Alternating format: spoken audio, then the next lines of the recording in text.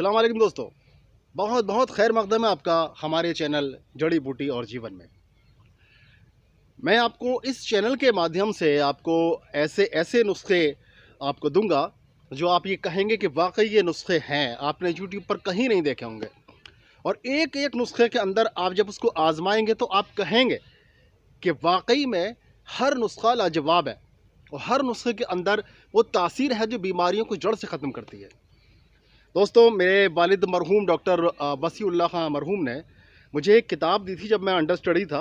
तो मुझे एक किताब दी थी जिसका नाम था तीर बाहदफ। तीर बाहदफ का मतलब होता है ऐसा तीर जो कभी भी ख़ता नहीं करता, यानी कभी चूकता नहीं है, ऐसा तीर। मैं उसको रात रात भर स्टडी करता रहा उस किताब को, और वो किताब इतनी ज़्यादा दिलचस्प थी जिसमें 50 से ज़्यादा हकीमों ने अपनी राय, यानी कि अपना ऐसे ऐसे नुस्खे, अपनी ज़िंदगी के ऐसे ऐसे एक्सपीरियंसेस शेयर किए थे जिनको जिनको मतलब पक्का यकीन उनको हो गया था कि ये नुस्खे वो नुस्खे हैं जो कभी ख़ता नहीं करते, ये वो नुस्खे हैं जो कभी भी मतलब ये है कि फ़ेल नहीं होते हैं।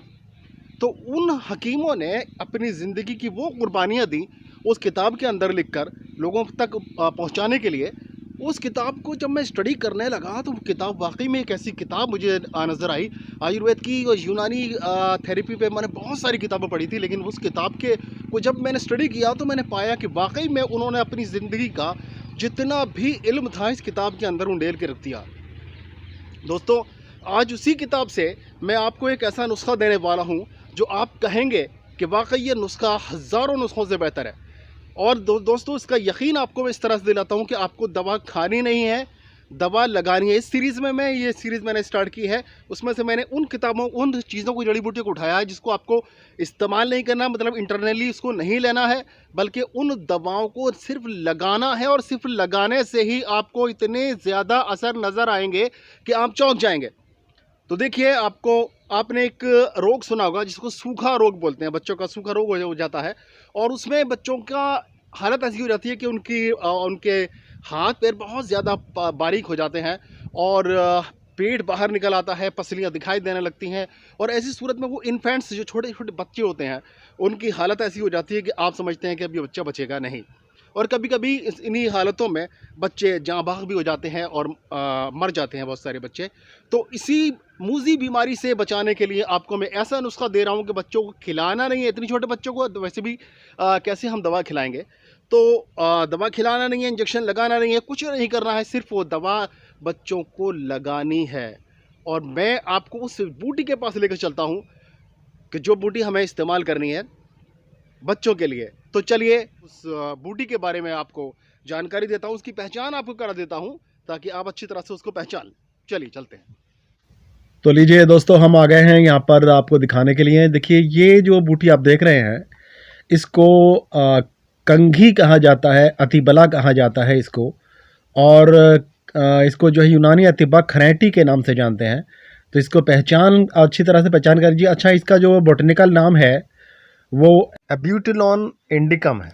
तो इसको देख सकते हैं अच्छी तरह से। देखिए, मैं आपको दिखा रहा हूँ, ये आप पौधा इस तरह से दिखाई देता है।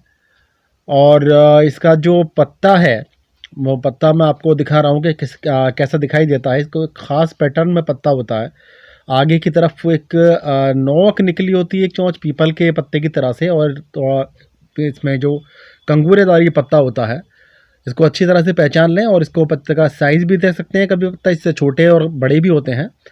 अच्छा, इस पर देखिए, इसका जो फल है वो भी एक फूल की ही शक्ल में दिखाई देता है, स्पंज जैसा दिखाई देता है ये। और इसके अंदर से बीज निकलते हैं।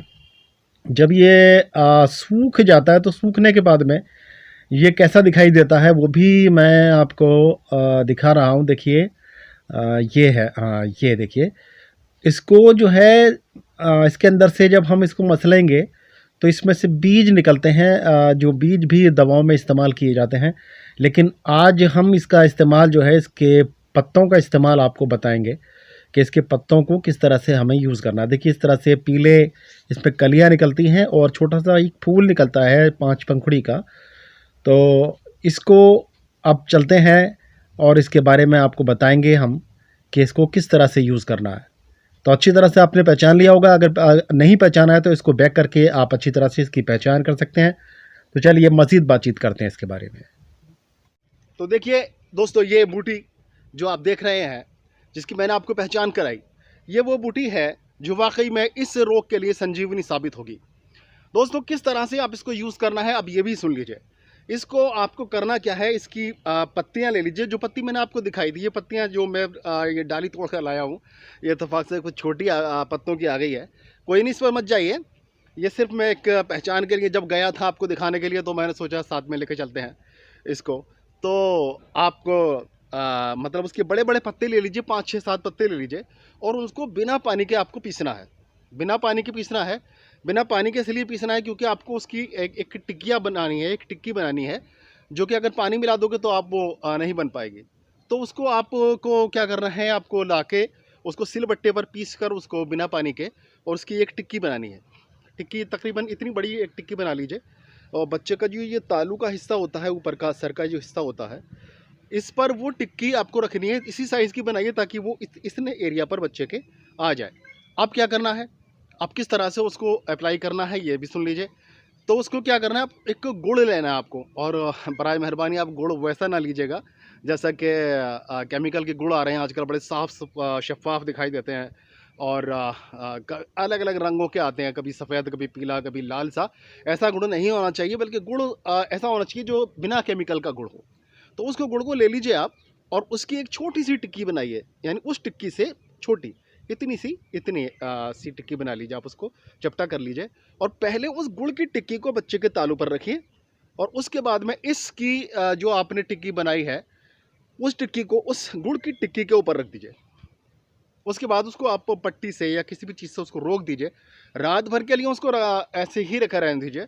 उसके बाद में सुबह को जब आप पट्टी खोलेंगे तो आप हैरान रह जाएंगे ये देखकर कि वो गुड़ वाला जो आपने टिक्की बनाई थी वो पूरी तरह से गायब हो चुकी है। बिल्कुल ताज्जुब की बात है, एक बिल्कुल गायब हो जाएगी, और आप ये समझिए कि दवा काम कर रही है।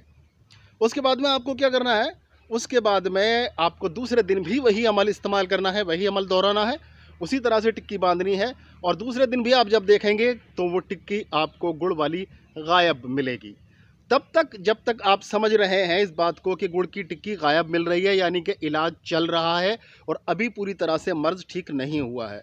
तकरीबन 6-7 दिन के इस्तेमाल से आप देखेंगे कि वो जो टिक्की थी, जब जिस दिन रह जाए, यानी ना घुले, गुड़ की जो टिक्की है वो रह जाए, तो आप समझ लीजिए मर्ज़ ख़त्म हो चुका है। लेकिन दोस्तों, सूखे के मर्ज़ के लिए, जिसको मसान सूखा वगैरह बोला जाता है, उसके लिए भी मैं आपको पहचान का एक तरीका बता रहा हूँ। वो डॉक्टर्स लोग इतने सारे टेस्ट कराते हैं, लेबोरेटरी टेस्ट कराते हैं कि यहाँ जाइए वहाँ जाइए, उसके बाद में भी कंफर्म कभी कभी नहीं हो पाता है। बच्चों को उल्टा सीधा इलाज करने के बाद में ज़िंदगी भर उनको वो खमियाजा भुगतना पड़ता है। तो पहले मैं आपको वो बता रहा हूँ तरीका क्या है। देखिए, बच्चे का, छोटे बच्चे का, इन्फेंट का ये जो हिस्सा है, कान के नीचे वाला सबसे नीचे जो मुलायम हिस्सा होता है, इस हिस्से को ज़ोर से दबाइए। आप ये मत सोचिए कि बच्चा हर्ट होगा, बिल्कुल हर्ट नहीं होगा, नाखून का ना लगे, बस इस चीज़ का ख्याल रखना। और इसको ज़ोर से दबाना है, खूब ज़ोर से दबाना है। अगर वो बच्चा ज़ोर से दबाने से रोने लगे तो समझिए उसको सूखा रोग नहीं है, उसको कोई और रोग हो सकता है। और अगर वो बच्चा, इसको कितनी भी ज़ोर से आप दबाएं, उसको जब वो नहीं रोता है, तो आप समझ लीजिए कि इस बच्चे को सूखा रोग है, मसान रोग है। समझ रहे हैं ना आप बात को? क्योंकि लेबोरेटरी टेस्ट से आपको मैंने ऐसा तरीका बताया है कि ज़िंदगी में कभी फेल नहीं हो सकता।